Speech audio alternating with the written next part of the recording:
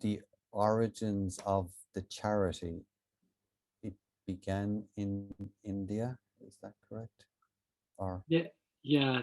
It began. I got lost in a slum area, um, and I came across a child being called Tiza, and she was literally. I remember her family had just been evicted from their little, nothing more than a hut made of tin, um, evicted because they couldn't pay the rent, and she was literally dying of malnutrition.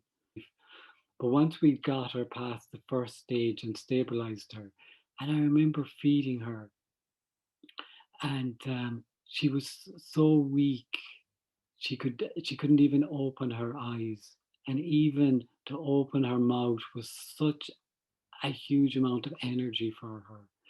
And I think like she had no personality, and that's what that's for me what defines severe hunger is there you're just seeing a shell coming.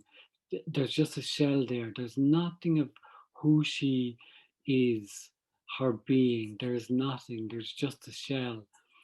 And I think for me to see that shell returning, to see her gradually, her personality coming back, every little being has their own little personality.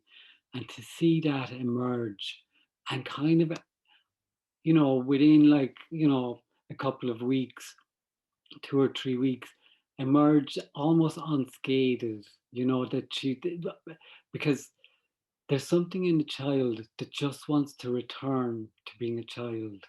Like they just want to play, they're just curious, they're just, and to see this return, it kind of you kind of it's almost like you see humanity differently.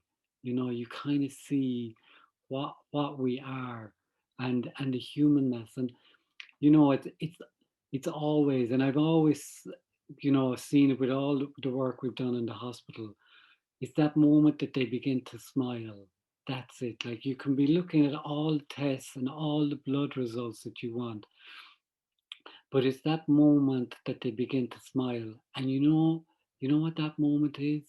It's like, I want to live.